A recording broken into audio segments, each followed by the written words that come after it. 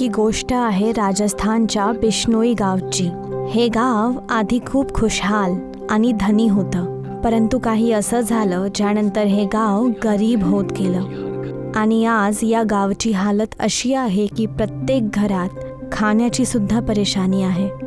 गावातल्या प्रत्येक घरात स्वयंपाकघरात रिकामी भांडी पडली आहेत.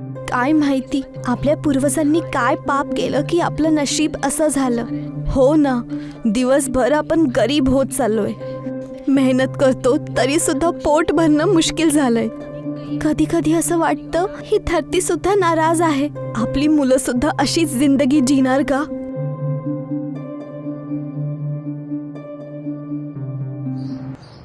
एक मुठभर पीठ दे बेटा, साधूचं पेट भरून जाईल. आमच्या घरी स्वतःला खाण्यासाठी चपाती सुद्धा नाहीये. तुम्हाला काय देऊ बाबा? बाबा, हे गाव धनहीन झालंय.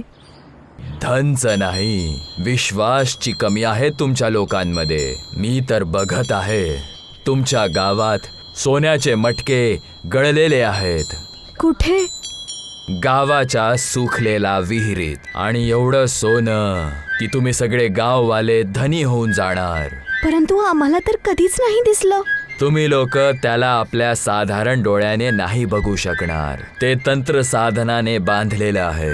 जर गावकऱ्यांना ते सोनं हवं असेल तर अमावस्याच्या रात्री नरबळी द्यावी लागेल. आम्ही नरबळी द्यायला तयार आहोत. मग तंत्र साधनाची तयारी सुरू करा. सुख्या विहिरीजवळ गावातील लोक तंत्र साधनेची तयारी सुरू करतात. बाबा मदिरा, मांस, मत्स्य, रक्त, भस्म, कपाल एकत्र करून बसले आहेत. गावकऱ्यांनो, नरबळीसाठी नर पाहिजे आहे, मगच हे बंधन तुटून जाईल. बाबा, तुम्ही फिकीर नका करू. आपण गावकऱ्यांना आपला बळी देणार. तुम्ही पिशाच बंधन कापायची तयारी सुरू करा. बाबा पिशाच बंधन कापण्यासाठी तंत्र साधना सुरू करतात. रक्तधारा निरोध काय, छाया छिद्र संघार काय. बाबा ही तंत्र साधना पूर्ण रात्र करतात.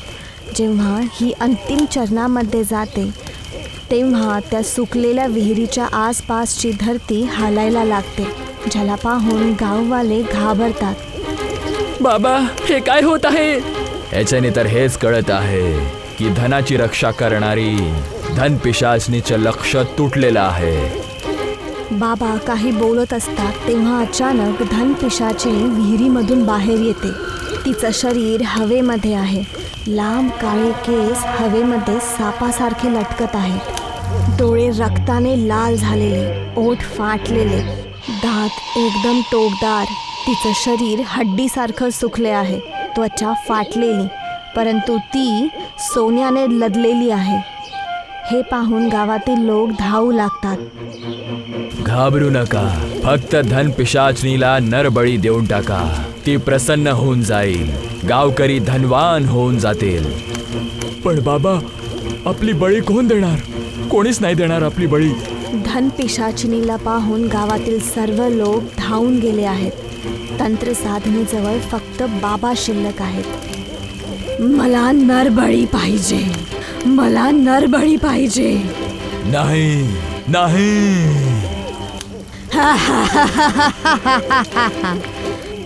जेव्हा तुझ्याकडे नरबळी देण्याची शक्ती नव्हती तर माझं आवाहन का केलं? धनपिशाचिनी बाबाच्या छातीवरती बसते. नखाने छाती फाडून त्यांचं हृदय बाहेर काढते आणि खाते.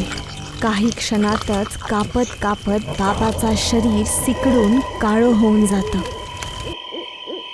दुसऱ्या दिवशी सकाळी गावातील सर्व लोक विहिरीजवळ जातात. बघतात की विहीर आता गहरी झाली आहे. भिंती शेवाळाने भरलेली, दगड रक्तामध्ये लभलेले. त्या विहिरीमध्ये सोन्याची मुद्राए तरंगत आहेत. ते बघा, सोनं ही सोनं पाणीमध्ये तरंगत आहे. पायऱ्या आणा, मी आत्ता काढते. थांबून जा, धनपिशाचनी तुला सुद्धा मारेल. पाहिलं नाही का, काल बाबांनी पिशाच बंधन तोडलं होतं. ती महिला सोनं काढण्यासाठी लाकडांच्या पायऱ्यांपासून विहिरीमध्ये प्रवेश करते. जसेही ती विहिरीच्या आत जाते, विहिरीतील पाणी जोरात हालायला लागतं. विहिरीमध्ये एक भयानक हास्य गुंजते. तेव्हा तिथे धनपिशाचिनी प्रकट होते. वाचवा! धनपिशाचिनी त्या महिलाचं हृदय काढून घेते आणि त्याला खाते. हे पाहून गाववाले भीतीच्या मारे सगळीकडे पळायला लागतात. रात्रीची वेळ आहे. गावातील सर्व लोक धनपिशाचिनीच्या भीतीने घाबरलेले आहेत आणि आपल्या आपल्या घरात बंद आहे. आजची रात्र वेगळी आहे. गावातील सर्व झाड वेगळ्या प्रकारे हलत आहेत. त्याच विहिरीतून भयानक हास्याची आवाज येत आहे जी पूर्ण गावामध्ये गुंजत आहे. चुपचाप झोपून जा, गावामध्ये नको जाऊ. धनपिशाचिनी वापस आलीये. गावातील सर्व लोक भीतीमुळे आपापल्या घरातून बाहेर निघत नाहीयेत. किंतु गावामध्ये शैतानी घटना सुरू आहेत. एक म्हातारी आजी झोपलेली आहे.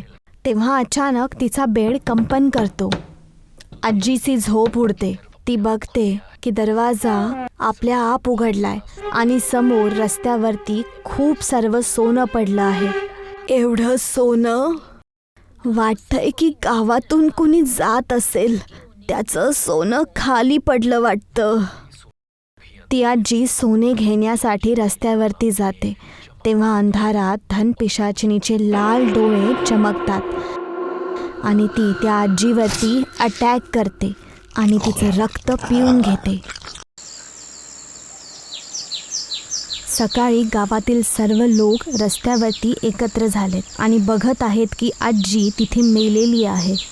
हिला धनपिशाचिनीने मारून टाकलं. आपल्याला काहीतरी करावं लागेल, नाहीतर ती सगळ्यांना मारून टाकेल. चल, अघोरी बाबाजवळ जाऊयात. तेच काहीतरी रस्ता शोधतील. प्रधान आणि गावातील सर्व लोक अघोरी बाबाकडे जातात आणि त्यांना पूर्ण गोष्ट सांगतात. आम्ही लोकांनी लोभामुळे धनपिशाचिनीला जिवंत केलं. ती गावामध्ये आल्यापासून सगळ्यांना मारत आहे. तिच्याशी वाचण्याचा काहीतरी उपाय सांगा. उपाय तर ती स्वतः सांगेल. चला आमच्या सोबत. अघोरी, प्रधान आणि गावातील सर्व लोक विहिरीकडे जातात जिथे धनपिशाचिनी राहते. अघोरी बाबा विहिरीजवळ थांबून एक मंत्र वाचतात आणि विभूती विहिरीमध्ये टाकतात. जसे ही विभूती विहिरीमध्ये टाकतात तेव्हा आग निघते आणि पिशाचिनी प्रकट होते. सांग, तू गावकऱ्यांना का परेशान करत आहेस? काय पाहिजे तुला? मला नरबळी पाहिजे. जे आम्ही तुला देऊच नाही शकत ते कशाला मागत आहेस तू? अघोरी बाबाचे हे बोलणे ऐकून तिला राग येतो आणि ती सर्व लोकांना मारण्यासाठी वापस येते. तेव्हा अघोरी बाबा धनपिशाचिनीच्या शरीरावरती बभूत टाकतात. त्यामुळे धनपिशाचिनी खाली पडते. सांग, या गावापासून निघायला तुला काय पाहिजे? मला काल सखाची बळी पाहिजे. पण मी तर ऐकलं आहे की काल सखा बाळपणातच मेला होता. नाही, तो मेला नाहीये. तो जिवंत आहे. मला माहिती आहे. तो अजून सुद्धा शमशान घाटमध्ये तंत्र साधना करत आहे. शमशानमध्ये लाश जळत आहे. शमशानमध्ये काल सखा बसलेला आहे. त्याच्या गळ्यात अस्थि माळा आहे. कपाळावरती रक्त टिळा आहे. समाधी मुद्रामध्ये बसलेले आहे. त्यांचे डोळे बंद आहेत. चारही दिशांनी हड्ड्या ठेवलेल्या आहेत. कपाळावरती अग्नी जळत आहे. मला त्याची बळी पाहिजे. मी विष्णोई गावातून नेहमीसाठी निघून जाईल. हे बोलून धनपिशाचिनी विहिरीमध्ये विलीन होते. गावातील लोक विचार करतात की काल सखा तर बालपणीच मृत्यू पावला होता, तर तो तंत्र साधना कसा करू शकतो? आणि धनपिशाचिनी काल सखाचे बलिदान का मागत आहे? धनपिशाचिनीचे काल सखासोबत काय संबंध आहे? या प्रश्नांचे उत्तर जाणण्यासाठी जुळे रहा आमच्यासोबत. जटाधरा भाग 2 मध्ये.